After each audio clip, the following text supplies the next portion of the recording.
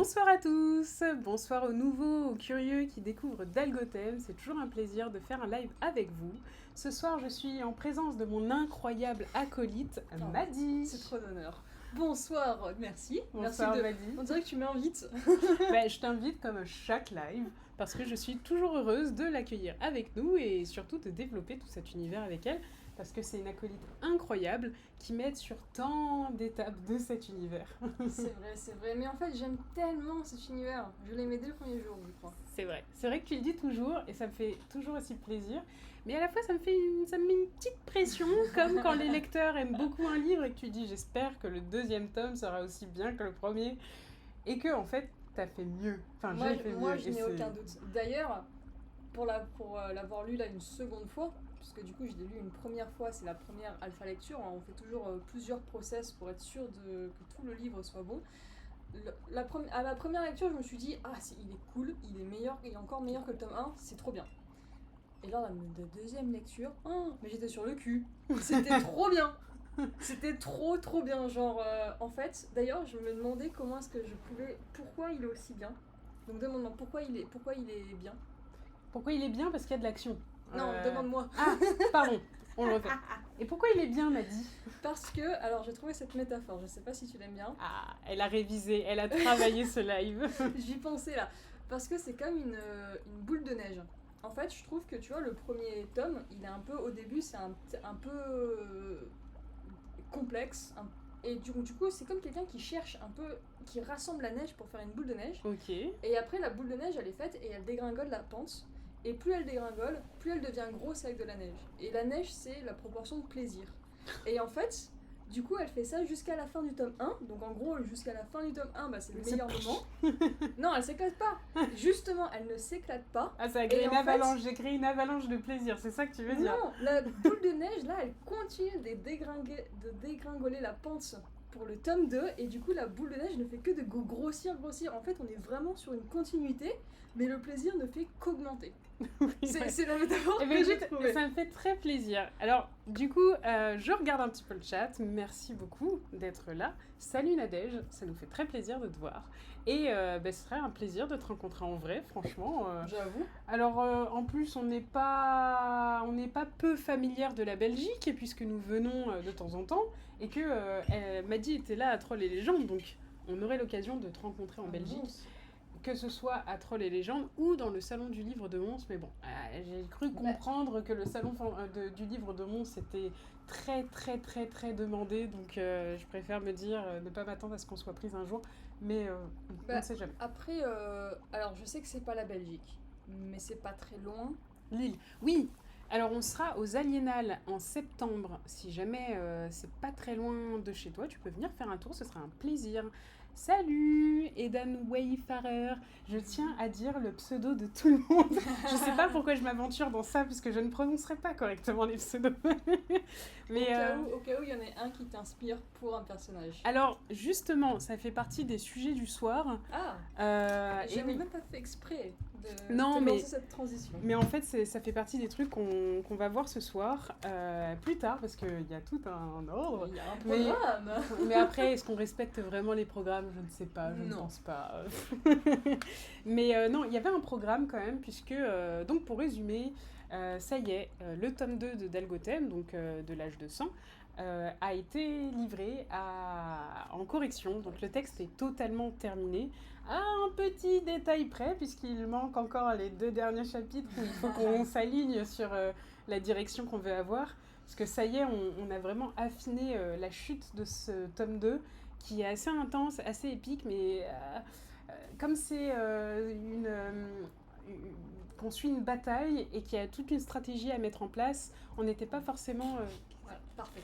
On n'était pas forcément sur la même longueur d'onde, et encore, enfin si, mais elle avait une vision de cet affrontement, et moi j'avais une autre vision, et donc il a fallu qu'on débatte énormément sur cette stratégie militaire entre ceux qui sont pour la sorcellerie et ceux qui sont contre, et donc voilà, je n'en dis pas plus pour ne pas spoiler, mais cette guerre va être vraiment décisive et intense.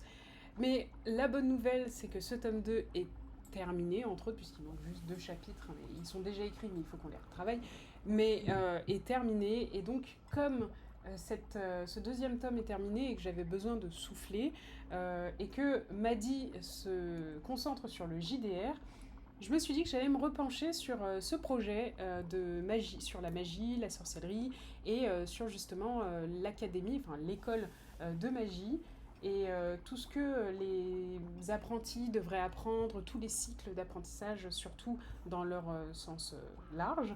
Et donc voilà, c'est le sujet du soir. Tout ce qui entoure ce nouveau projet de roman qui sera un peu plus léger puisque je me consacre à un public jeune et adulte, mais à initier les jeunes à l'univers de Dalgotem, puisque la trilogie L'âge de sang est quand même un sujet très sérieux. Et donc du coup, je préférais les initier avec un peu de légèreté en présentant la magie et la sorcellerie. Et en fait, au fur et à mesure, en grandissant, ils rentreront dans l'âge de sang, donc les guerres, les complots, etc. Non, mais en plus, ça permet d'apprendre vraiment la magie. Enfin, ça tombe sous le sens. Exactement. C'est lié, en fait, c'est... dans l'idée, on serait un petit peu comme dans beaucoup de livres académiques, où on a des étudiants qui vont dans une école de magie, etc. Mais on est dans un univers quand même qui est plus influencé World of Warcraft, Skyrim et Le Seigneur des Anneaux. Et donc on reste dans une fantaisie, dans l'ambiance d'une fantaisie, et ça se passerait dans les Terres Célestes, où on suivrait des personnages voilà, dans toute cette aventure. En fait, ça permet vraiment d'avoir le quotidien de certains de personnes qui habitent Dalgotem. Oui. Parce que bon, un roi, c'est surtout les personnages qu'on voit beaucoup dans la trilogie, ça représente pas forcément le quotidien. Donc là, en voyant vraiment le quotidien, donc dans ce cas-là, c'est des enfants, mais c'est pas grave parce que du coup, on apprend avec eux finalement. Les enfants, c'est aussi un très bon moyen d'apprendre l'univers, de le découvrir à travers leurs yeux. Puisque comme ça permet d'expliquer des choses qui sont à peu près logiques pour les adultes.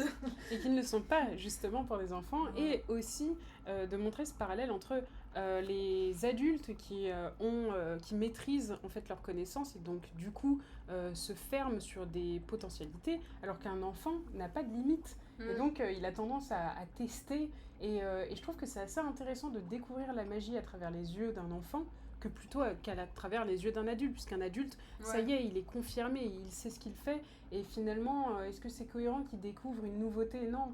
Alors qu'un enfant, un enfant dans une école à qui on donne tout à portée de main, est-ce qu'il ne va pas tout essayer? Qu'on se le dise, la vie d'adulte est chiante. Voilà, la vie d'adulte est chiante, et j'avais besoin de retourner un peu de douceur aussi, parce que les lecteurs... l'actualité du monde est un peu anxiogène, et donc je pense qu'il y a beaucoup de lecteurs qui ont besoin de changer un peu d'air et d'avoir un cadre d'imaginaire qui est transcendant, mais avec cette féerie des écoles de magie. Et puis en fait je l'ai vu avec l'engouement des bestiaires. Beaucoup de personnes aiment l'ambiance des bestiaires et même le journal que Erza raconte dans les bestiaires, et donc c'était l'occasion d'apprendre à connaître Erza, puisqu'on retrouve ce personnage dans les Terres Célestes. Et est-ce que tu voulais que je garde ça secret? Non, ça va. Mais oui, je compte pas en dire. Oui, je sais bien. Non, mais c'est ça, c'est en fait à chaque fois que tu me titilles sur tout ce qui est lié dans les trucs, et c'est tellement... C'est tellement bien fait. Mais moi j'aime trop l'univers, mais c'est genre c'est trop lié, mais en même temps t'as pas besoin de tout avoir, mais genre et oui, je peux pas vous dire comment on a lié tous les livres, mais en fait ils sortent pas de nulle part. Les personnages qui vont être développés dans cette saga à côté, dans les Terres Célestes, et ces personnages donc jeunes qui vont apprendre la magie, etc., ils sont vraiment utiles pour la trilogie de l'âge de sang, et donc pour cette guerre. Mais voilà, c'est petit à petit qu'on découvre comment le monde va influencer, enfin comment cette guerre va influencer le reste du monde, et même Langoria, donc les Terres Célestes. Et là, dans cette démarche, c'est un peu comme ce que vous avez vu avec les Star Wars ou encore les Marvel qui ont fait pas mal de crossover. L'idée, c'est d'avoir des livres qui développent l'histoire de personnages et de se concentrer sur chaque personnage voilà, dans ces livres. Et donc là, on change aussi d'ambiance. Dans la trilogie, on suit plusieurs personnages, on rentre dans la tête de ces personnages. Là, dans la saga, on retourne sur une troisième personne, une narration à la troisième personne, où on suit plus l'ambiance générale, les personnages en général. Donc voilà, c'est quand même une autre ambiance, mais on est dans le même univers, les histoires se relaient, se complètent. Ça, c'est le mot. Et les personnages, voilà, sont tous liés. Tout ce que vous apprenez dans les bestiaires, on le retrouve dans cette saga qui sera plus jeunesse. Et même les conséquences de qu'est-ce que ce personnage est devenu, qu'est-ce qu'Erza est devenue. Et puisqu'elle est prof dans cette école, qu'est-ce qu'elle enseigne, pourquoi, quelle a été son évolution. Mais là, évidemment, je ne vais pas trop en dire, puisque ce serait spoiler ce projet. Donc j'espère que ça vous plaira. Pour les personnes qui ont lu la trilogie, qui pourraient se retrouver dans ce projet de roman jeunesse sur la magie. Et pour ceux qui ont lu les bestiaires, puissent s'épanouir dans ce roman jeunesse, puisque justement, on retrouve les créatures, on retrouve l'ambiance des terres célestes. Et voilà, il y a toute une histoire. Oui, après tu dis roman jeunesse, c'est totalement lisible pour des adultes aussi. Oui, mais comme tout livre jeunesse. Mais c'est que, en fait, je dis quand même roman jeunesse parce que quand tu es dans le 13 et plus, c'est un roman jeunesse. Young adulte, c'est 15 et plus, voire. Je crois que c'est 15 et plus, ouais. Et après, 18 et plus, c'est vraiment un roman. En général, on va dire roman fantasy. Mais ça reste un roman fantasy jeunesse, tu vois. Donc voilà. Je vais t'embêter un peu, on voit le bidule là. Quel bidule? Ça. Ah, effectivement. Et voilà, est-ce que c'est réglé? Nous allons voir ça. Ouais. Oui. C'est juste que t'es un peu coupé maintenant. Ce que tu fais avec Dalgotem, c'est tellement ce que j'ai en tête pour Eldesia. Eh bien écoute, je suis très contente de savoir ça. C'est vrai que en fait, on a tous nos manières de développer nos univers et c'est ce que je retrouve aussi avec beaucoup d'auteurs. À une époque, les personnes allaient créer juste un livre ou une petite saga. Et je pense que les univers qui sont très très riches et très développés l'ont montré. Le transmédia, donc d'écrire une série littéraire et ensuite des artbooks et ensuite le développer sur d'autres formats, de la BD, etc. Ça fonctionne assez bien. En ce moment, en fait, on va dire qu'on a un public qui en demande et donc c'est cool. Et donc moi, je t'invite à développer un maximum ton univers. Et c'est là où c'est important de faire un très bon world building, comme ça t'évite de faire un maximum de coquilles et aussi de ne pas se précipiter. Parce que, en fait, c'était dans le tome 1 donc, de l'âge de sang, donc ça faisait 15 ans que je travaillais sur l'univers, et comme ça faisait 15 ans que je travaillais sur l'univers, je suis partie du principe qu'il était abouti, il était complètement terminé. Mais un univers, même 15 ans, et 15 ans avec des pauses, j'ai voyagé, j'ai eu mes études, j'ai eu beaucoup de choses, des hauts, des bas, etc. Donc il y avait encore des choses à approfondir. Et donc à la fin du tome 1, toi tu as travaillé dessus, et toi tu as réalisé, en fait, tu m'as fait ouvrir les yeux sur tout ce qui manquait dans l'univers. Bah, non, oui, c'est juste que toi dans ta tête ça paraît logique parce que c'est dans ta tête. Mais c'est vrai que si quelqu'un arrive et commence à te poser des questions un petit peu...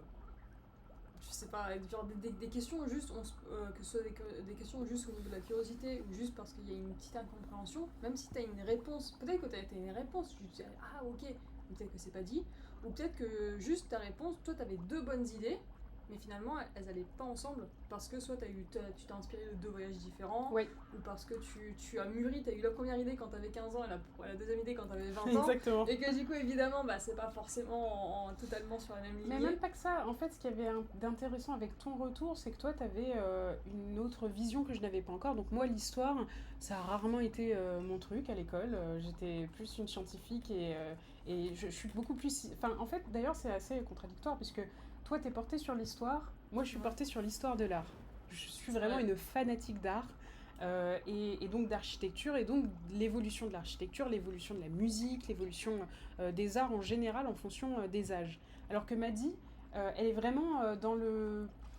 Je trouve que tu es dans le formel, l'évolution géographique, géopolitique, l'évolution des armes. Toi, les armes, par exemple, c'est ton truc, tu es un peu plus en connaissance, des inventions aussi, de l'évolution des cultures, mais sans rentrer forcément en profondeur dans l'art. Ah oui, bien sûr. Ah, et ça a été un plus, parce que c'était une de mes faiblesses, clairement, de ne pas maîtriser assez les stratégies militaires. Je l'avais dans l'idée, mais pas dans le détail des déplacements, des rations, de nombre d'hommes, des trucs où je me suis dit, mais oui, mais c'est tellement logique. Qu'est-ce que je t'ai dit, et comment il le traverse le pont, la rivière, s'il n'y a pas de pont? Mais moi, des trucs bêtes. Et moi, je me dis, le pont, je te le mets comme ça. Oui, mais non, il y a des règles. Les armées, il faut qu'elles mettent 3 jours à créer un pont. Je me suis dit, ah oui, c'est vrai. Des trucs, oui, qu'est-ce qu'il y a d'autre comme exemple pourquoi non, ils vont, oui, d'accord, ils vont à cette vitesse-là, mais là tu parles d'une armée, donc n'oublie pas qu'il y a des chariots qui transportent les vivres, et donc du coup ils vont beaucoup plus lentement. Et puis même pour aller d'un camp à un autre, le temps que toute l'armée quitte le camp et arrive dans l'autre camp, il y a toute une mise en place, une organisation qui prend énormément de temps. Là. Oui. Les premiers gens qui arrivent dans le camp A, dans le camp B, il y en a qui viennent à peine de quitter le camp A.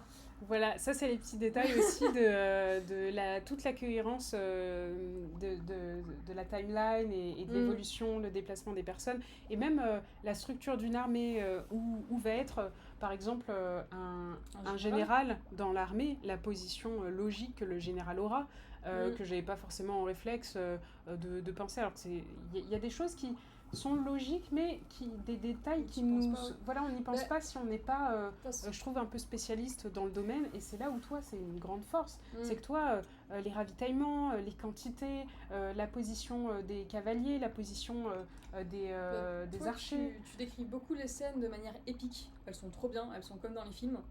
Mais moi, je te dis, mais tu sais, dans les films, c'est toujours la question de, mais comment est-ce que le général, il donne les ordres? Tu sais, il y a toujours le discours du général, on se demande comment les autres, ils l'entendent. Sauf que moi, je lui pose la question, je lui fais, mais non, normalement, t'as d'autres généraux qui relaient le message, etc. Et du coup, je t'embêtais avec tout ça. Mais toi, t'avais rendu la scène épique. Je te fais quelques petites questions, et puis après, mais même, tu agrémentes. Et c'est ça qui est génial, et encore une fois, on forme un assez bon binôme dedans. Oui, c'est que moi, je m'occupe de la partie épique, et ensuite, elle rajoute ces petits détails de la transmission, les généraux qui se transmettent les uns les autres, ce petit détail des vivres qui manquent, et en fait... Ensuite, moi, je repasse derrière et je dis, attends, là, ça me donne une idée de répartie liée à ça. Là, ça me donne une idée d'un dialogue entre deux guerriers autour d'un feu, en parlant de ce qui s'est passé, en parlant de comment est réparti, par exemple, les vivres avec les nobles et les moins nobles. Enfin, voilà, moi, ça me donne des idées plus sur l'ambiance sociale, alors qu'elle est plus dans l'ambiance militaire, etc. Et c'est génial. Donc voilà, ça fait partie... Ça, c'est clair. Je serais incapable d'écrire les scènes... elles sont tellement vivantes, tes scènes. Moi quand j'écris, c'est nul. C'est ennuyeux. Non, c'est pas ennuyeux. Je trouve que là aussi, on s'apporte quand même quelque chose. Exactement, il faut les deux ensemble. Oui. C'est ce que je voulais dire. Et donc, pour revenir sur la magie, parce que c'est ça quand même le sujet du soir, la magie, c'est aussi le moyen de faire alliance avec Maddy sur le projet de JDR. Donc je le répète, comme on a pu le dire dans les précédents lives ou même sur les réseaux sociaux, on travaille sur un projet de jeu de rôle qui serait autour de l'univers de Delgotem. Alors pour l'instant, on est encore en réflexion. Est-ce qu'on fait l'héritage des ombres? Donc c'est l'idée qu'on a qui soit sur l'histoire d'un groupe de personnes qui traversent Delgotem pour une mission libérer quelqu'un. Ou l'autre projet de JDR que j'aurais, ce serait plutôt, on est justement à Langoria, dans les terres célestes, dans cette école de magie. Et là, c'était l'idée que tu avais eue aujourd'hui qui était pas mal. Les personnages justement de cette école, ce seraient des personnages entre guillemets imposés qu'on mettrait dans le JDR. Donc il y aurait les fiches de tous ces personnages et vous pourriez jouer un de ces personnages, sachant qu'ils ont une personnalité qui est quand même assez atypique et sympa. Et donc ça serait peut-être un JDR... d'initiation par exemple sur comment maîtriser la magie, découvrir les créatures et voyager dans les terres célestes. Oui, en fait, l'idée qu'il y a eu, c'est que... donc en fait, ce que j'ai bien aimé, c'est qu'on puisse retrouver les personnages. Je trouve que c'est super cool de pouvoir retrouver des personnages dans le jeu qu'on connaît déjà. Après, on n'est pas... La question que je me posais, c'est est-ce que ce serait cool qu'on puisse jouer ces personnages ou est-ce qu'on les rencontre juste en tant que PNJ? Donc seront-ils PJ ou seront-ils PNJ? Donc juste pour expliquer, PJ c'est les personnages joueurs, c'est-à-dire que c'est les personnages que les joueurs du JDR peuvent incarner, sachant que évidemment les joueurs pourront créer leur propre personnage, mais c'était juste pour donner quelques exemples ou quelques personnages pré-tirés, c'est comme ça que ça s'appelle dans le JDR. Ou est-ce qu'ils seront seulement PNJ, c'est-à-dire que les joueurs du JDR vont interagir avec eux, mais ils ne seront pas jouables, PNJ, donc personnages non jouables. Ok. Voilà, donc ça c'est vrai que c'est la question, À sachant décider. que comme tu écris le livre sur ces personnages-là, ce serait certainement peut-être qu'ils seraient un peu plus âgés. Ce serait peut-être après les livres, sinon on peut pas mettre en place les événements parce que le Oui. JDR, Oui, non, mais il faut que ce soit... c'est sans limite. Ok. Ah, j'ai fait des bêtises. Et c'est réglé, tes bêtises. Des bêtises. Ok, bon, bah ça c'est un élément que je prendrai en considération. De toute façon, moi, le JDR, c'est pas ma partie, c'est sa partie. Et j'aime le répéter régulièrement, ce n'est pas ma partie. Non, mais dans tous les cas, ils seront dedans parce que c'est trop bien de retrouver les personnages. C'est ce que nous, c'est ce qu'on se dit quand on écrit les livres, la trilogie, etc. D'avoir qu'il n'y ait pas juste un personnage aléatoire, que justement on va continuer à le revoir, il va continuer à évoluer. Et c'est aussi ce que j'ai trouvé dans ce JDR parce que j'ai fait mes devoirs. Et j'ai donc lu pas mal de JDR pendant cette dernière semaine.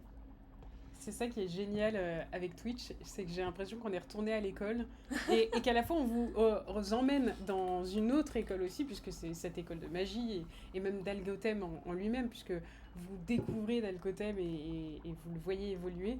Mais nous, on retourne à l'école puisque on a des devoirs, puisqu'on doit être à la hauteur pour vous, et donc on doit se renseigner évidemment sur les sujets qu'on aborde, c'est normal.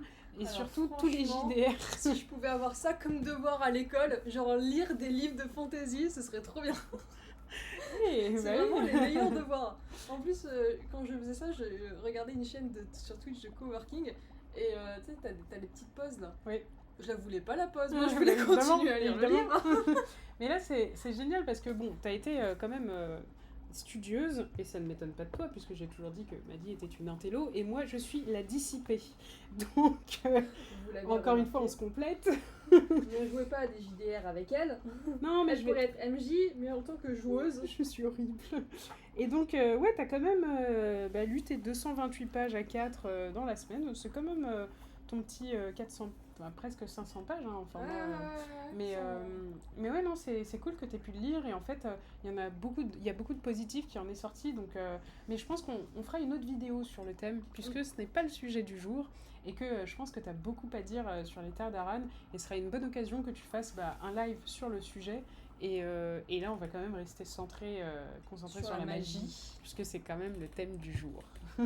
Oui, de toute façon, j'aimerais bien avoir lu plus de JDR parce que c'est incroyable. La quantité de mécaniques, ouais, c'est dingue. Il n'y en a pas un qui se ressemble, quoi. Clairement. Puis c'est plus intéressant de comparer avec le live et même voir le retour des personnes. Ce que vous en pensez, si vous connaissez les terres d'Aran, si vous connaissez même les BD qui parlent de elfes, orques et gobelins, nains, etc. Puisque on retrouve des personnages des BD dans les terres d'Aran, et donc ça en fait un jeu de rôle très complet. Mais Maddy vous en parlera super bien une autre fois. Nous n'allons pas parler de JDR ce soir. Mais, alors quand je dis pas parler, alors entre autres on va en parler, puisque c'est l'idée de la magie et l'alcarie, c'est d'introduire une mécanique ou une... Bah oui, de toute façon, c'est en parler, et puis toi, tu vas en parler, tu vas m'expliquer. En plus des détails, etc. Et puis ça... Rien que... Alors, je sais pas si je lance tout de suite le sujet, parce que c'est qu'une question, mais c'est-à-dire que aujourd'hui déjà, je t'ai vu travailler sur ce livre-là de magie. Oui. Enfin, c'est pas un livre de magie, le livre qui se passe... c'est quoi alors l'école, Sur l'école, voilà. Oui, ok. Je t'ai vu déjà, tu t'es fait des petites fiches sympathiques pour t'aider dans ton écriture. Oui. Les fiches, elles sont mais trop belles. Genre, c'est même pas des fiches, c'est juste pour toi. Je vous fais un petit partage de l'état de mes fiches. Elle fait ça, genre je me dis, mais elle fait ça en 2 secondes. Donc je sais pas comment, combien de temps. J'ai juste tourné la tête, j'ai vu ça. Je me suis dit, oh, mais les fiches personnages qu'il y aura dans le JDR, elles sont trop belles. Alors malheureusement, donc ça j'ai un doute si c'est pas de l'IA, j'ai trouvé ça sur Pinterest. Mais c'est des illustrations que j'ai prises pour représenter un peu les personnages. Mais entre-temps, je pense que du coup, je vais commander chaque personnage chaque illustration pour juste illustrer les personnages pour moi. Alors c'est pour le kiff, hein, je pense pas que il y en aura un usage commercial, mais c'est plutôt moi j'ai besoin de les visualiser, et du coup mes fiches ressemblent à ça. Donc vous avez un peu une introduction des prénoms, Nixine, je sais pas encore comment... Enfin, c'est Nix normalement, Non, mais les prénoms, ils risquent de changer. Hein. Ah non, Nix, ça va rester. Ah ouais? Tinker, je sais pas. Durkan, c'est en réflexion. Parce que je voulais un nom de nain, mais bon, je suis pas convaincue encore. Durkan, mais Ruby Rock, j'aime bien. Donc ça, je vais le garder. Et Lévi, j'ai pas encore son nom de famille. Et je sais qu'il faut que ce soit quelque chose d'elfique, mais peut-être avec une connotation sergale, puisqu'elle est sans mêler sergale et... Eh ben, c'est justement la chose qui m'a interloqué aujourd'hui, c'est qu'il y avait beaucoup de tes personnages qui étaient sans mêler, enfin qui étaient métis, donc c'était le fruit de deux espèces différentes. Et ça, pour un JDR, ça m'intéressait grandement. Ou ça la dérangeait. Puisque je me disais comment je vais faire avec mes caractéristiques là. Non, mais alors il n'y aura pas de sans mêler. Ou alors les joueurs font ce qu'ils veulent. Bah oui, donc, c'est bien ce que je dis. Oupsie, j'ai donc, encore il faut bloqué. que... Attends 2 secondes. Il faut que le... Ouais, qu'est-ce qui s'est passé? Ben, j'ai... Il faut que le JDR prenne ça en compte. Si dans l'univers d'Algotem il y a des sans-mêlés, il faut que dans le livre du JDR ce soit expliqué genre quel statut j'en mets. Est-ce qu'une demi-sergale, demi-elfe, est-ce que ça veut dire que le joueur choisit entre les stats elfes ou les stats sergales, ou est-ce que c'est un mix des deux? Moi je dirais un mix des deux, mais après le MJ fait ce qu'il veut et le joueur... Mais ceci ne me regarde pas, le jeu de rôle est ton problème. Mais oui, effectivement, ça fait partie des sujets qui sont assez souvent traités dans mes univers. Il y a des sans-mêlés. Des sans-mêlés, voilà, c'est comme les métis dans notre réalité.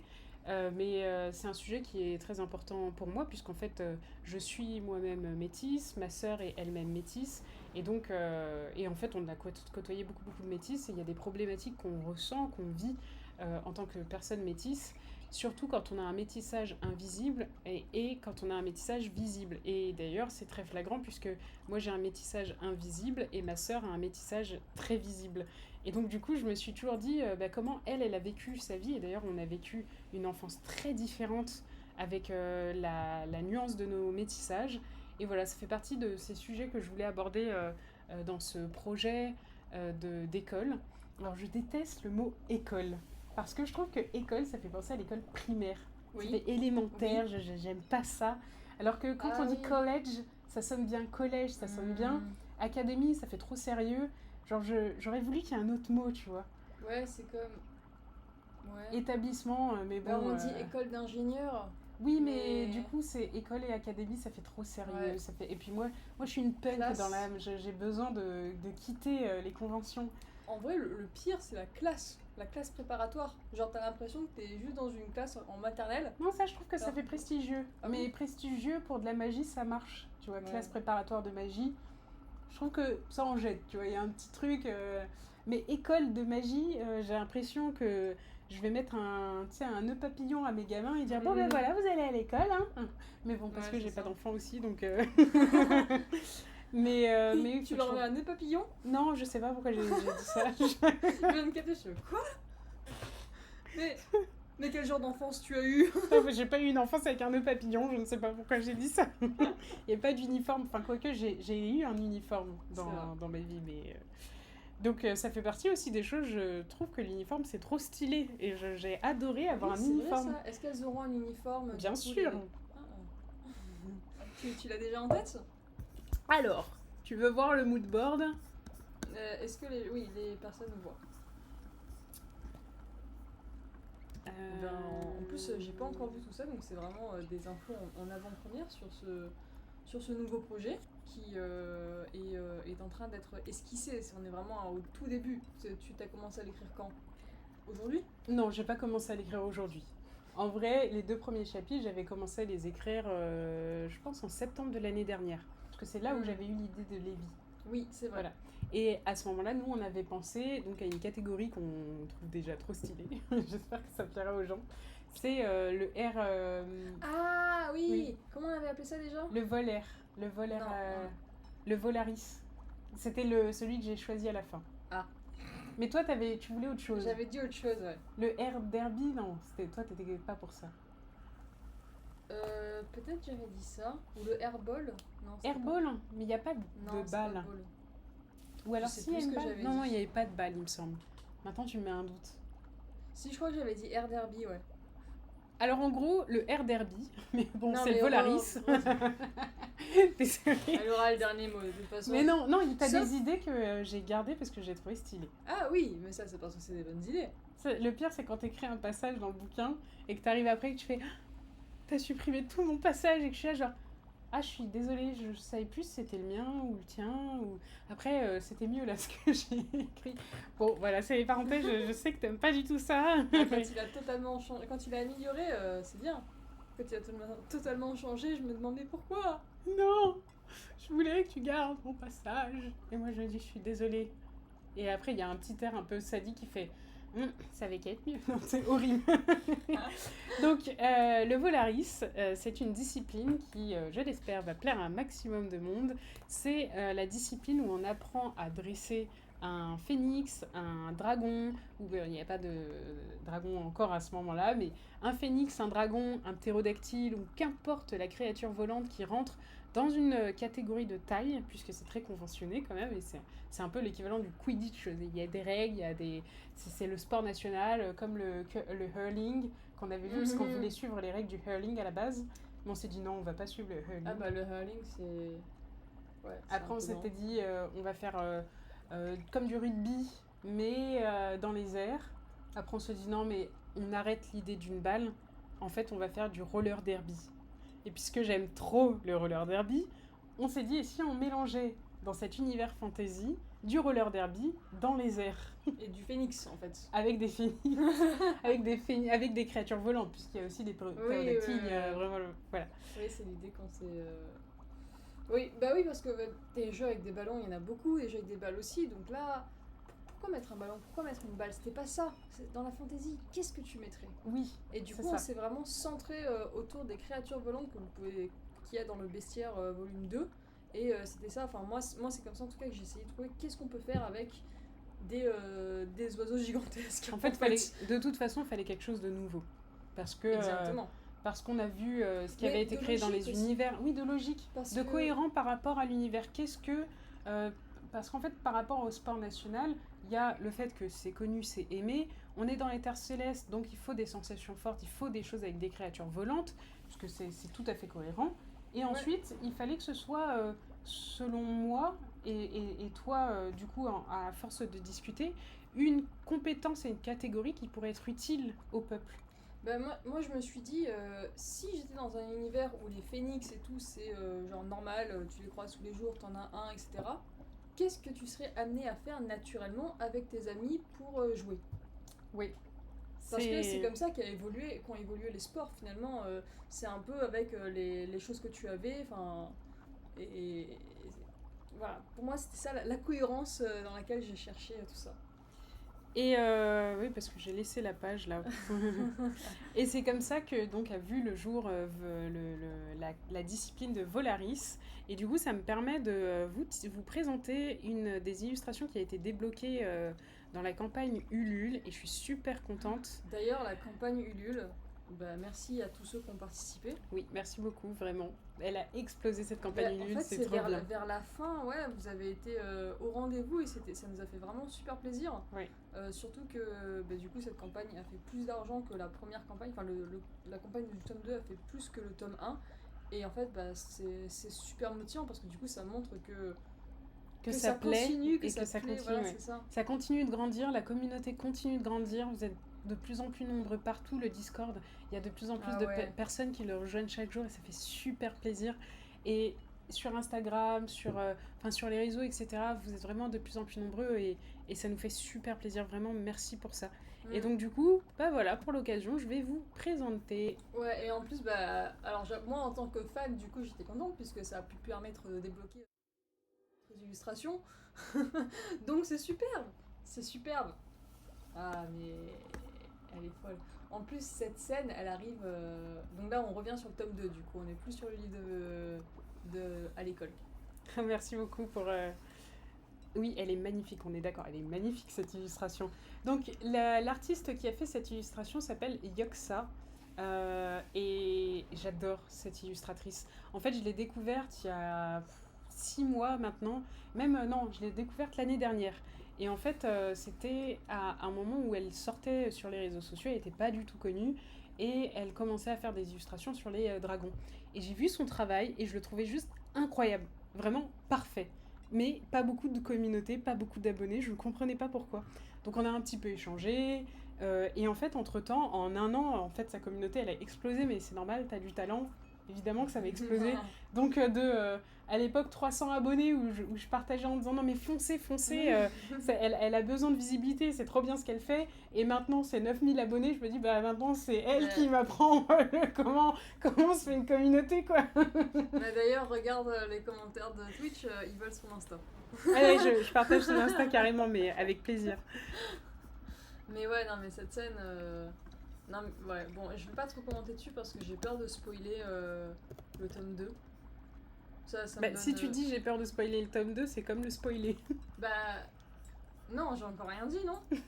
Oui, t'as rien dit, je rigole. Ça veut juste dire que y a un lien avec le tome 2, c'est tout, ce qui est normal puisque ça a été débloqué dans la campagne du tome 2. Donc ça va. Et du coup, voilà, je vous ai mis son Insta. Par la même occasion, je remets dans le live si jamais il y a des personnes qui veulent rejoindre. Ça va partager l'écran. Non, j'ai arrêté de partager. Ah, ok. Et ouais. Ah oui, je vois ce que t'as fait. Donc je mets ici. Ça, je remets. Pas compris ce que tu faisais. Bah, je partage le lien. Ah, le lien du Discord, et oui. On s'amuse beaucoup sur Discord. on a encore des petites choses à améliorer. Bah, il est là. Okay.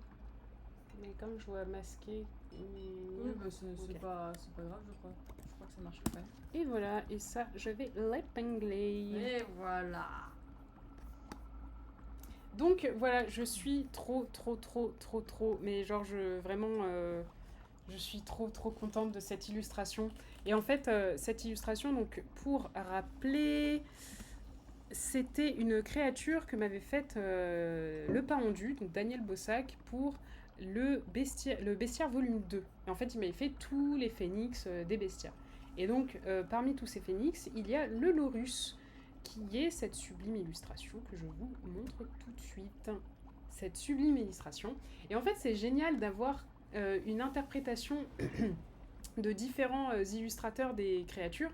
Parce qu'on a la version que là, Daniel m'avait faite, qui est magnifique. Et il y a aussi la version que vous avez... Est-ce que tu peux le mettre côte à côte? Ouais, pas de Parce problème. que moi, là, j'ai l'impression que c'est un peu les mêmes. Enfin, c'est normal, c'est censé être la même créature. Mais à la fois, ils sont différents. Bah, lui, parce qu'il est beaucoup plus fin. C'est ce que et celui d'Ioxa est dodu. Ouais, alors, je me suis juste dit que Félix, elle avait un phénix plus musclé. Mais des muscles de bois. Mais on le reconnaît bien quand même. Hein. Ah bah, c'est clairement la même espèce. Oui, sa tête est plus grande. Mais en fait, il fait peut-être plus âgé, finalement. Celui de gauche, il est plus jeune. Oui. Et celui de droite est un peu plus aguerri. Il est pour Noël. C'est horrible. Oh, c'est horrible. J'ai une horrible image du Laurus qui va se faire bouffer à Noël. Ah, alors... tu croyais ça? Moi, je croyais qu'il venait de manger, que c'était le mois de janvier et qu'il s'était bien gavé à Noël. Ou alors j'ai mal compris. Toi, t'es direct dans le... On va le plumer, on va le manger. Avoue que c'est ça que tu voulais dire. Ne me fais pas passer pour une personne horrible toute seule. D'ailleurs, il est pour Noël. Si, t'as bien compris. Voilà, c'est bien ce que je me disais. Alors... Si t'as envie de manger, bon, c'est des feuilles de laurier, donc pourquoi pas, mais je pense que tu vas vite être écœuré de ces feuilles de laurier. Et la chair, c'est du bois, et son cœur, c'est de l'ambre. Donc à mon avis, ça va plutôt te faire perdre quelques dents, sauf si tu sais cuisiner le bois et les feuilles. Je suis en train de me dire que c'est vrai qu'il a l'air bon.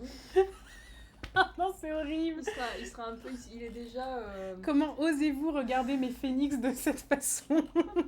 Une tisane. Tu veux infuser mon phénix? Ah, mais oui. Ça fera un clip, ça. Voilà, super. Ma communauté veut infuser mes phénix. Je vois Félix qui nous regarde comme ça. Oui, c'est exactement ça.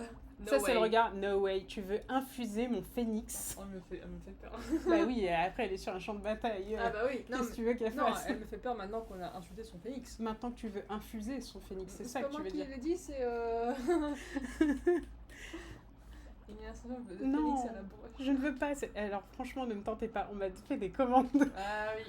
Je me suis retrouvée à faire un phénix coq enflammé qui vomit parce que la communauté l'a demandé et moi on ne me demande rien sans que je ne le fasse. Ça c'était le En premier live. illustration donc. Dans le premier live, tu avais promis, il y avait eu Oui. des rigolades là-dessus, tu avais promis ça, aussitôt promis, aussitôt fait. Et oui, bon voilà, ils avaient tous voté pour, alors Bah j'ai oui, fini tu leur par demandes. abdiquer. Mais donc voilà, vous avez une petite introduction de cette illustration qui est magnifique et je suis super contente qu'elle soit finie et que je vais pouvoir les envoyer à toutes les personnes qui ont participé à cette campagne Ulule. Pourquoi ça a bougé ça? Donc c'est, oui, parce que du coup, il y a eu un overlay qui a été débloqué, c'est ça? Oui. Il y a eu 2 dessous de verre. Un dessous de verre, un overlay, Ah oui, un print, des illustrations à l'intérieur du livre. Donc il y en a un peu pour tout le monde, parce que l'overlay, c'est avec Laure et Orden, Oui. ça. Ensuite, il y avait... ça, c'est un print avec du coup Félix. Oui. Et oui, les dessous de verre du coup des deux protagonistes. Donc c'est plutôt Donc, ouais, bien. on a tout le monde. On a pu débloquer de belles contreparties dans cette campagne Ulule, c'est trop top. Il y en a pour tout le monde. Et alors, parce qu'on continue à s'égarer sur des sujets qui n'ont rien à voir avec la magie et l'alcarie, c'est un truc de fou. Si, on parlait de Volaris. Allez, revenons sur le Volaris. Alors, j'ai pas le plan ici, il faudrait que je le retrouve quelque part, mais là, il faudrait que je fouille dans tous mes dossiers. Mais à l'occasion, je vous montrerai vraiment comment fonctionne le Volaris et les règles. Mais en gros, le roller derby, donc si vous ne connaissez pas les règles, ce sont 2 équipes qui s'affrontent, où il y a dans chaque équipe 5 joueuses, donc joueurs et joueuses, qui sont réunis sur le track. Et donc dans les 5 joueuses, on a 2 personnes centrales sur la ligne de track qui vont s'affronter dans une course sans merci. Non, dans la réalité Oui, avec merci. Mais... C'est 2 équipes de 5. Oui. Donc les 2, c'est une de chaque équipe. Oui, dans les 5, il y a une personne de chaque équipe qui se réunissent sur la ligne de départ. Et en fait, elles vont faire une course. Elle ou il, enfin, bon, je vais dire elle, mais qu'importe les personnes, vont faire la course. Et le premier tour ne va pas compter, rapporter de points, mais c'est la première personne qui va franchir vraiment l'ensemble des joueuses. Et qui va franchir l'ensemble, qui va avoir le lead et qui du coup va marquer un maximum de points. Et l'autre personne pourra aussi marquer des points en fonction du nombre de joueuses adverse que la personne va dépasser. Donc en gros, à chaque tour, la personne marque 4 points. Voilà. Ouais. Et c'est la personne qui a le lead qui peut arrêter le tour quand elle veut. Tout simplement. Ben là, on est dans le même concept. On est avec des riders. Donc il faudra trouver un nom en français. Oui, c'est vrai qu'on n'a pas l'équivalent. On n'a pas. Parce qu'en fait, en général, en français, on dit toujours cavalier pour les chevaux, draconnier pour les dragons, etc. Ouais. Enfin, un peu l'équivalent de rider. Ouais, moi c'est vrai que j'étais un petit peu embêtée. Quand j'écrivais certains passages, je mettais dresseur de phénix, mais c'est trop long, c'est pas épique, c'est horrible. Donc voilà, faudra inventer un mot qui soit l'équivalent de rider, ou alors récupérer rider et l'incorporer dans la langue française parce que nous n'avons pas ce mot. Ou alors vous connaissez ce mot en équivalent français, et alors mettez-le nous dans le chat avec plaisir. Même ornithologue, ça le fait pas trop non plus. Ornithologue ? Parce que c'est des oiseaux, donc je me dis, qu'est-ce qui existe en langue française? Oui, mais c'est pas pareil, parce que ornithologue, c'est le spécialiste... Ornitholier du coup, il ride des oiseaux. Parce que cavalier, il est à cheval. Mais sinon, un volier. Un volier. Un voilier. Un voilier. Un voilier. Non, il est pas... Un voilier, non, un volier. Ornitholier. Mais ornitholier, ça sonne bizarrement. Hein. Bah oui, c'est bizarre. Je préfère encore volier que ornitholier. Bah ouais, non. Ouais. Mais bon, un rider... On l'a pas le mot. Après, t'inquiète, j'adore inventer des mots quand ils n'existent pas. Ah bah oui. Et puis la langue française, elle a évolué avec des auteurs qui ont aussi inventé des mots. Après, les humains n'ont pas de mots pour ça, mais je suis sûre que les elfes en ont. Et exactement. Et ben en plus, je l'ai écrit dans les bestiaires. Ah ouais? Oui. Je crois que je l'ai écrit, c'est les... Ah, mais c'est vrai. Oui, il y a un terme pour ça. Ah, c'est une bonne question. Il faut que je rajoute cette question au quiz. Ok. C'est une bonne question, ça. Oui, parce qu'on travaille sur un quiz en parallèle, je le rappelle, pour ceux qui ne sauraient pas. Donc, le Volaris, c'est un peu la même chose. C'est un rider qui est sur sa créature volante. Je précise créature volante parce que ce ne sont pas forcément des phénix, ça peut être des ptérodactyles, ça peut être des créatures astrales, etc. Et tant d'autres créatures, mais bon, le bestiaire en fait un avant-goût, et ça peut être vraiment qu'importe la créature volante. Et donc ils s'affrontent dans les airs, dans ces courses, où il marque le plus de points, et voilà, c'est un sport national des terres célestes. Donc c'est très très cool d'avoir inventé ça, ça apporte, je trouve, un petit cachet fantasy fantastique qui est cool. Ouais, tu vois, j'ai déjà envie de te poser plus de questions. Eh ben vas-y, je t'écoute. Oui, mais tu vas dire que c'est hors sujet. Et d'ailleurs, n'hésitez pas si vous avez des questions aussi, même si elles sont hors sujet, vous êtes libre, lâchez-vous dans le chat. Vous êtes plus libre, bah oui, priorité au chat, évidemment. Mais vas-y, je t'écoute avec tes questions. Du coup, si le Volaris c'est le sport national à Langoria, donc les cités célestes, c'est quoi le sport national dans les autres peuples? Les Sergals, j'imagine bien avoir les gladiateurs comme sport national, les arènes. D'ailleurs, ça a été présenté dans la trilogie. Exactement. Mais comme c'est bien fait. Et chez les nains, c'est pas la buverie quand même le sport national. Non, mais eux, je voulais m'inspirer d'un sport viking où ils jetaient des grosses pierres le plus loin possible. Comme les Écossais aussi avec les Highlanders. Ouais, et ben je voudrais l'équivalent pour les nains. Les pierres, les troncs d'arbres, oui. En fait, oui. Ils doivent jeter des pierres au-dessus comme quand on fait du saut en hauteur. Mais eux, ils envoient des pierres. De saut à la perche, pardon. Le même truc que saut à la perche, il faut envoyer la pierre au-dessus. Ou les rondins, les gros arbres. C'est quoi le nom de ça? J'ai oublié comment ça s'appelait, mais si tu tapes genre Highland Sports, c'est dans toutes les fêtes de Highlands. Le caber. Tronc, ah oui, il y a le tronc, voilà, donc c'est un gros tronc, mais je me dis... Oh, excellent. Ah ben voilà, et puis ça y est. Tu le fais en kilt, bien sûr. Ah ben évidemment, évidemment. Donc ok, donc le caber sera le sport national des nains. Ils lancent des arbres. Des troncs d'arbres. Mais eux, ça peut être des dolmens. Et des oui, parce que j'allais dire, il n'y a peut-être pas tant d'arbres chez les elfes. Même, ça pourrait être intéressant de... Tu sais, comme un triathlon. Les nains. Comme un triathlon. Oui. Mais il y a la taille de pierre. Ouais. Il faut que ce soit la plus grosse. Et après, mais genre, il court jusque dans la montagne, il taille une pierre dans la montagne, il sort. Il taille la pierre, oui, c'est trop bien. Ça fait partie de l'épreuve. Ensuite, ils doivent sortir en courant et le jeter le plus loin possible. Je suis allée tellement loin. Mais moi, j'adore. Ok, bah c'est le cabernin. Ça fait penser à tabernacle, mais c'est le cabernin. Mais c'est trop bien, tu vas la noter comme idée? Bien sûr que je vais la noter. Bon, ben voilà. Comme ça c'est le... Vous avez... Voilà, ça, c'est le processus d'écriture de Rod. Vous avez assisté à ça en live. J'ai enlevé la caméra. Faut vraiment... On peut rien faire avec ça maintenant, mais il faut la désactiver avant. Ça met tellement? Oui, mais... Voilà. Oui, désolée. C'est pas grave.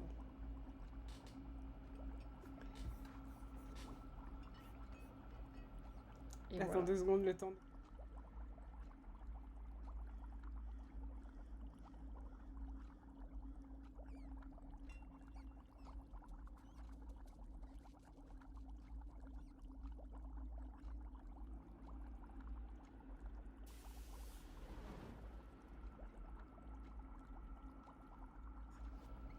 Et j'ai remis le direct. Et nous corrigeons les petits problèmes techniques qui sont associés avec... Je sais pas pourquoi j'aime bien faire cette voix. Oui, ça me fait rire. À chaque fois, elle fait cette voix, on a l'impression que c'est une commentatrice sportive, mais du sud de la France. Non, mais tu sais, c'est des sketchs de parodie des commentateurs sportifs. Et moi, j'essaye de copier la parodie du machin, donc c'est rien qui va. Tu n'oublies pas l'idée? Ben, je la note, justement. Ouais, oui. Voilà, donc ça c'est vraiment tout un processus, c'est un exemple typique de comment tu fais des... T'inventes des concepts, c'est vraiment tout le temps comme ça. C'est genre ça part d'un truc, je te pose une question, et après ça va sur le truc plus poussé, et ça donne un machin trop bien. Sport national des nains, le cabernin.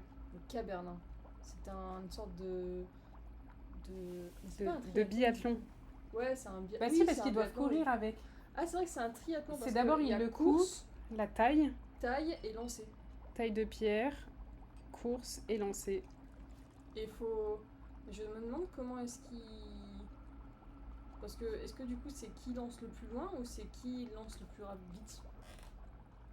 Bah je pense que c'est des points. T'as des points pour la rapidité, des points pour la distance de la taille et des points pour la hauteur. Ouais, et tu fais la moyenne des deux classements. On n'a pas du tout parlé de magie. rapidité. Mais on savait qu'il y aurait du hors-sujet. Ça, distance et le premier c'est distance et la découpe. Et et ils peuvent juger aussi. Mais moi je dirais au poids de la pierre. Ah. Plus elle est lourde, genre il va la tailler jusqu'à ce qu'il puisse la porter, tu vois. Mais plus il a réussi à tailler une pierre lourde. Et sachant qu'il n'a pas le droit, genre à partir du moment où il a détaché la pierre, il n'a pas le droit de changer. Et tout ce qu'il a coupé de trop, il peut pas le remettre, tu vois. Tout ce qu'il a taillé de trop de la pierre, il peut pas le remettre. Bon, de toute façon, on reviendra dessus plus tard. Le cabernin est bien noté. Donc, ça, c'est le sport national des nains. Celui des Sargals, c'est Gladiateur. Celui de Langoria des Cités Célestes, c'est le Volaris. Le Volaris avec les feux. Après, oui, c'est le sport national. Mais je pense que le Volaris, ça pourrait être le sport national des fées, des Fennes, des elfes et des Langorians. Tu sais, il pourrait y avoir un sport comme le football et le sport... Bien sûr. Parce que le football est aimé de tout le monde, mais chacun a quand même son sport national en plus. Donc il faudra un mix, tu vois. Après, les Fennes peuvent avoir un sport national un peu plus loufoque, même. Et les elfes, je les vois... Oui, c'est vrai. Bon, après, on verra... Ce n'est pas le sujet, c'est vrai. Parce que ce n'est pas le sujet. Nous verrons ça plus tard. Donc ouais, je veux bien te le s'il te plaît. Mais bien sûr. Merci. Mais donc oui, pour revenir sur ce projet de livre sur la magie. Déjà, est-ce que les gens connaissent la magie? Est-ce que tu peux nous résumer la magie ou... La magie, comment fonctionne la magie? C'est vrai Quels sont les différents types de magie? Toutes ces choses-là.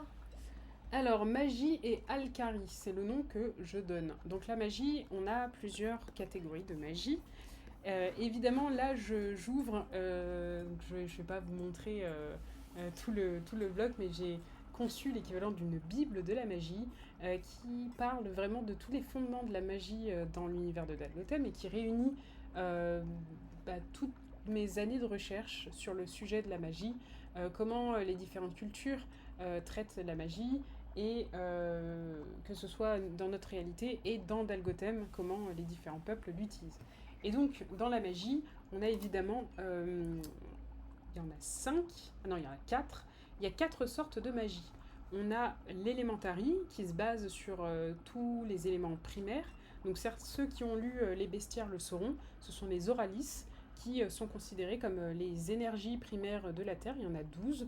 Et ces 12 énergies sont représentées, je vais vous faire le listing complet, très sommaire rapidement, mais sans vous dire leur nom, etc. Mais on a donc 5 éléments éthériques, l'air, l'eau, le feu, la roche, le végétal.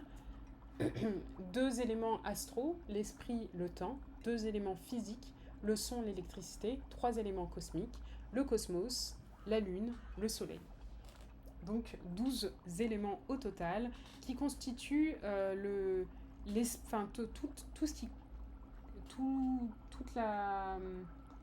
le fonctionnement de la vie en général à Dalgotem. Donc, mais qui fait ce genre de magie? Alors, la magie élémentaire, oui, j'allais venir dessus. D'accord. Pour l'instant, j'ai introduit juste globalement, okay. Et après, je te laisse me poser des questions comme si tu étais une élève et que tu voulais tout savoir. Ah, ok. Comme ça, c'est peut-être des questions que dans le live, dans la rediff ou autre, ils auront oui, c'est vrai, c'est vrai, et donc nous, on va essayer de répondre un maximum. Toi, tu réponds, enfin, tu vas poser des questions vraiment comme si tu étais un élève, et au moins ça permettra d'être l'équivalent de... Et puis bien sûr, vous pouvez poser vos questions aussi dans le chat. Évidemment. Donc, la magie élémentaire, comme je t'ai dit, donc, ce sont les Oralis, les énergies. Ensuite, il y a la magie Fenai, qui, par son nom Fenai, qui représente les Fennes qui sont un peu l'équivalent des fées dans l'univers de Dalgotem. Et donc, la magie Fenai, c'est toutes les poudres qu'il y a autour de ces fées. Donc, c'est la magie naturelle par la poudre. C'est comme la fée Clochette. Exactement, c'est vraiment exactement ça. C'est la poudre de fée qui fait la magie Fenai. Ensuite, on a l'Ethel. Donc là, on rentre dans les 2 premières magies, c'était les magies... les magies, je ne sais pas comment appeler ça, parce qu'en fait, la magie élémentaire, elle est liée à Dalgotem. Le Fenai est lié à l'espèce en elle-même, genre en fait, les Fennes sont nées avec cette poussière. Ouais, mais là, les 2 autres sont des... acquises. Exactement, ça fait partie d'eux. Ouais. Donc innée. C'est une magie innée. Ah oui, innée, voilà. le Fenaille c'est inné. Et par contre, la magie, les deux autres magies sont des magies divines et donc que l'on va acquérir, on ne va pas naître avec. Mais tout le monde n'a pas forcément l'aptitude de les contrôler. Donc on a l'Étel, la magie de Périne, la déesse de la vie et de la terre, qui est une magie pure, qui dans son ensemble est lumineuse, mais elle a été divisée en 3 pierres qui vont créer une eau magique à l'infini, qui sont les sources. Et donc elle est bleue, verte et orangée. Ouais.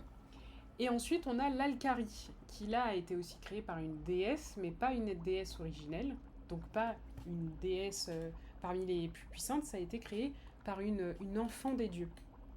Et là, l'Alcari, c'est basé sur le sang, donc basé sur le vivant, basé sur toutes ces énergies qu'on a en nous, toute cette vitalité qu'on a en nous et qui va du coup créer une magie, l'Alcari. Je fais une petite pause et je te laisse me poser toutes les questions que tu veux. Donc il y a 4 types de magie. Oui. On est d'accord que la magie des Fenailles, elle ne peut être faite que par les fées. Alors non, que par les fées. Non, en fait, justement, comme elle est innée, comme ils sont nés avec, en fait, elle fait partie d'eux, mais du coup, ils la perdent derrière eux. Et en fait, au moment où tu prends la poudre des Fènes, elle a vraiment une grande puissance, mais plus ça fait longtemps qu'elle a été extraite et plus elle perd de sa puissance. Ok. À l'air libre, en fait, une fois qu'elle est partie...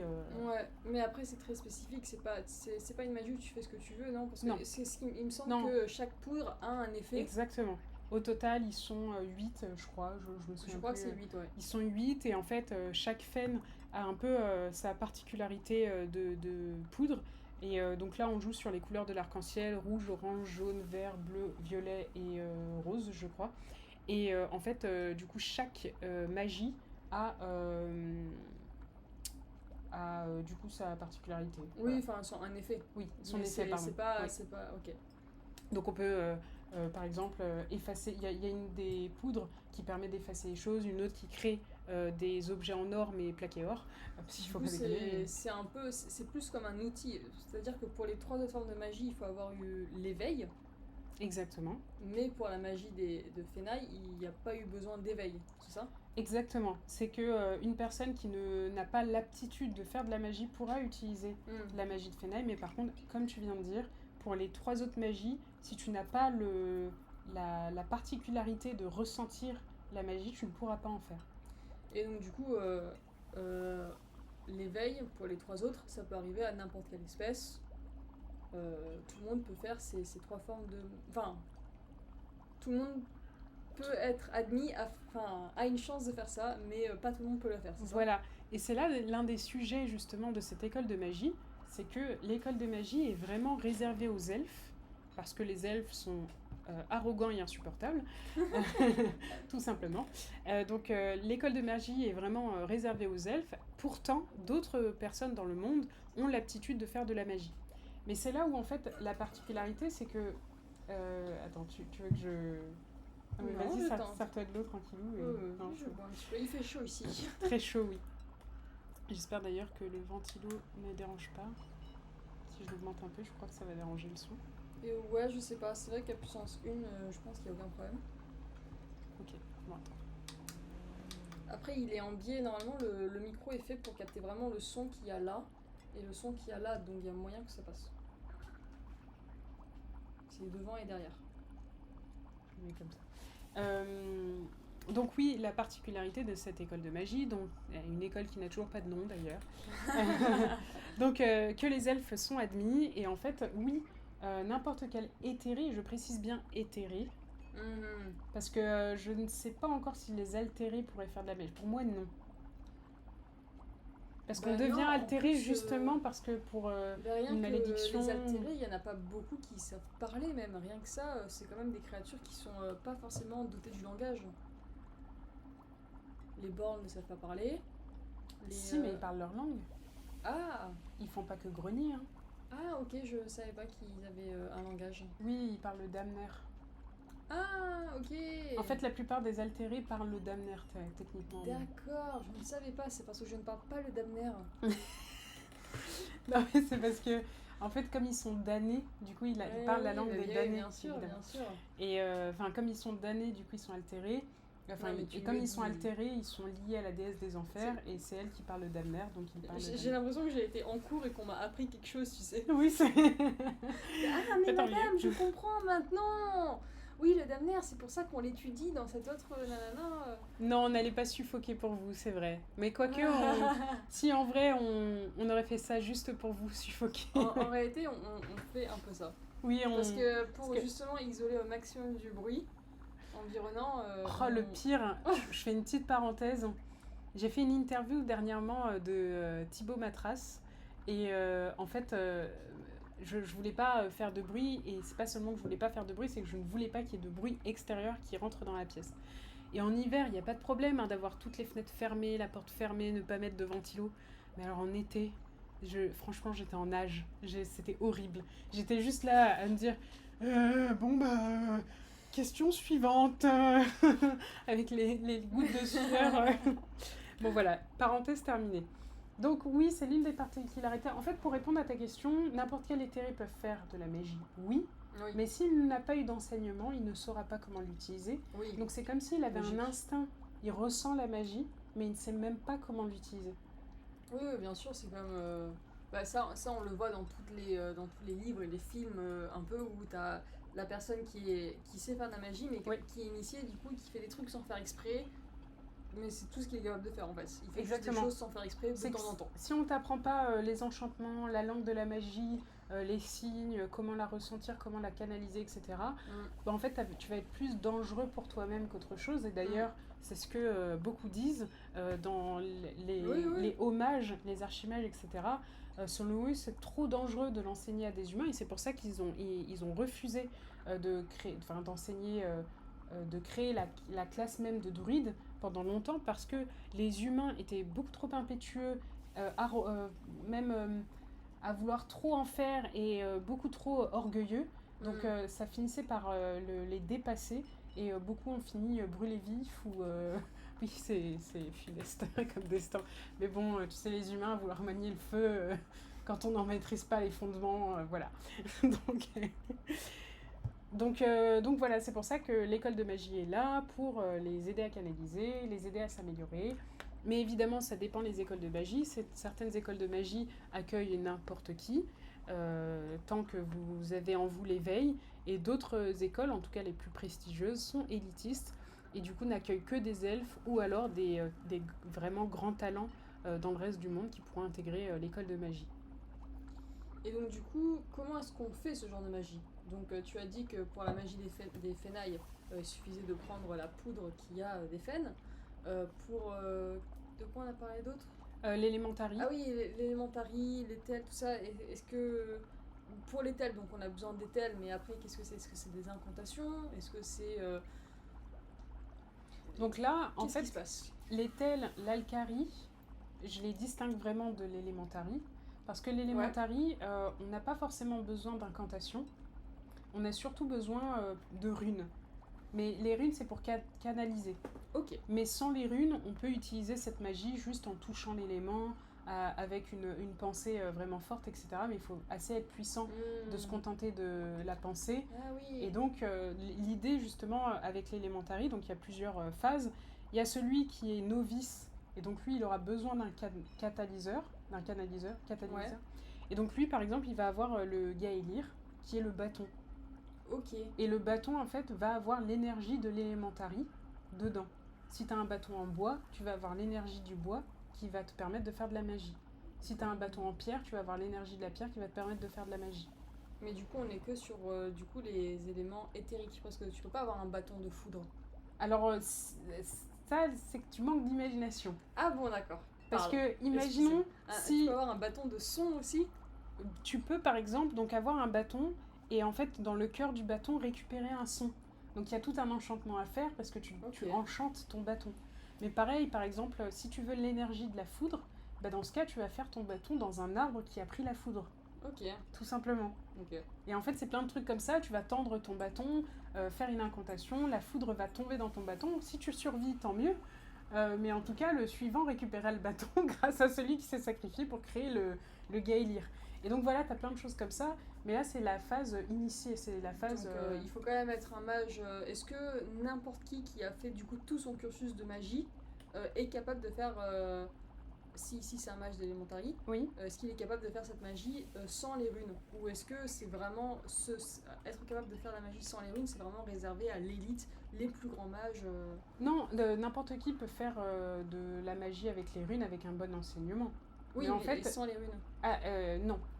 Sans les runes, c'est vraiment les hommages, ok. Là, il y a vraiment une connexion avec la nature. En fait, d'ailleurs, donc ça fait partie des éléments où j'étais en réflexion. C'est que il y avait une info une idée que j'avais trouvée géniale dans les chroniques de Shannara. Le druide qui protégeait le monde était recouvert de tatouages. Et ensuite, quand il transmettait à son apprenti, il devait lui transmettre toutes les techniques qu'on lui a appris. Et chaque fois que son apprenti, ça y est, avait maîtrisé la technique, la rune, enfin le tatouage disparaissait de son corps et apparaissait sur celui de son apprenti. Et c'est une fois qu'il n'y avait plus du tout de tatouage sur son corps que son apprenti était formé complètement et donc il pouvait laisser sa place. Ce que j'aime beaucoup, c'est qu'un archimage, un hommage, tant qu'il n'a pas la technique, il ne va pas avoir la rune sur son corps, mais ça j'ai commencé à l'introduire dans la trilogie. C'est pour ça d'ailleurs que des pères se retrouvent avec des runes sur le corps ou des motifs. C'est qu'en fait il y a un enchantement qui est maîtrisé, une incantation, un pouvoir, une discipline qui est vraiment maîtrisée. Et donc à partir de là, la personne n'a plus besoin de faire la rune dans l'air, puisqu'en fait la maîtrise est en elle. Donc la connexion est mieux faite. Oui, au début, ce que tu me disais, en fait, ça me faisait penser aussi. Bon, moi, j'ai la quadrologie que j'ai vraiment aimée enfant, c'était, enfin plus jeune, on va dire, c'était celle d'Eragon. Ouais. Et oui, en fait, il a besoin de. Pour faire de la magie, en général, il dit des paroles jusqu'au moment. J'espère que je ne spoil pas. Attention, je vais dire un truc qui se passe dans. Pas le premier livre, je sais plus dans quel livre. Mais en gros, il se rend compte qu'il y a. Des magiciens qui sont capables de faire de la magie sans parler. Parce qu'en général, un mage, tu veux l'empêcher de faire quoi que ce soit, tu l'attaches, tu le baïonnes, puis t'es tranquille. Ouais. Sauf que là, il était capable de faire de la magie sans parler. Et en fait, on lui a appris que la magie, parler, les paroles canalisaient le pouvoir. Mais finalement, si tu le pensais, tu pouvais faire de la magie comme ça. Le seul problème, c'est que si t'avais une pensée qui était un peu hors sujet ou quoi, ça pouvait impliquer le pouvoir. En fait, si tu dis la phrase, dans Eragon c'est comme ça, par exemple tu veux lever la pierre, tu peux dire pierre. Et ça marcherait, ça canaliserait sur la pierre. Mais si tu dis pierre, lève-toi, dans une bonne grammaire elfique, puisque c'est la langue des elfes qui fait la magie, dans ces cas-là, t'as moins besoin de mettre d'énergie, et puis tu sais que ton sortilège va marcher et tout va bien. En gros, c'est un peu... Sachant que quand tu lances un sort, le sort va puiser dans ton énergie vitale, et si t'as pas cette énergie vitale, tu meurs. Ok. Donc c'est très important de ne pas se gourer sur tes capacités. Là, c'est un peu la même idée, et justement, c'est là où l'élémentary ne peut pas être faite par n'importe quelle personne. C'est que l'élémentary, à partir du moment où on utilise cette magie, la magie, elle va être puisée à la fois en nous, à la fois dans la nature. Mais elle peut être puisée que dans la nature. Mais un bon druide ne va pas détériorer la nature et saura puiser dans les bonnes énergies en lui. Et c'est là où le Gaelir est un bon équilibre. C'est qu'en fait, il va puiser dans l'énergie de son bâton pour faire l'enchantement, sans abîmer la nature autour de lui. Alors qu'une alcane, qui fait donc la magie de l'alcari, elle, si elle veut utiliser... non. Mais oui, malheureusement. C'est qu'en fait, elle, comme elle a vraiment genre... en fait, elle a un déséquilibre en elle à cause de son usage de la magie du sang. Si elle veut manier les éléments, elle va juste les détruire. Elle ne pourra pas équilibrer, elle ne pourra pas étendre un arbre sans le brûler. Elle ne pourra pas puiser dans l'eau sans la sécher. Tu vois, elle va forcément créer un opposé. Alors qu'un druide qui a vraiment un équilibre et qui a été formé pour avoir sa pensée la plus posée possible, là il pourra manier les éléments, etc. Sans dénaturer la nature, même en l'améliorant et sans se tuer lui-même. Ok, c'est marrant. C'est comme s'il y avait un peu, genre tu tentais un sort mais t'étais un peu en... Genre, moi je pense encore en JDR, genre t'as eu un succès, mais t'as eu aussi eu un échec critique en même temps. Exactement, les alcanes c'est clairement ça, c'est que des échecs critiques sur toutes les magies élémentaires, et donc voilà. Mais les elfes par exemple, eux ils peuvent aussi avoir des échecs critiques, bon il y a des détails. Bien sûr. Mais alors juste une question, après on parlera un peu plus de l'alcari je crois, parce que c'est une magie assez particulière.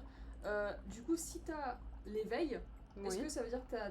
Si moi j'ai l'éveil, est-ce que j'ai l'éveil de l'élémentary et de l'étel? Ou est-ce que il y a deux éveils différents? C'est t'as Non, l'éveil du coup, de ça veut dire que l'élémentary. tu as l'éveil de la magie.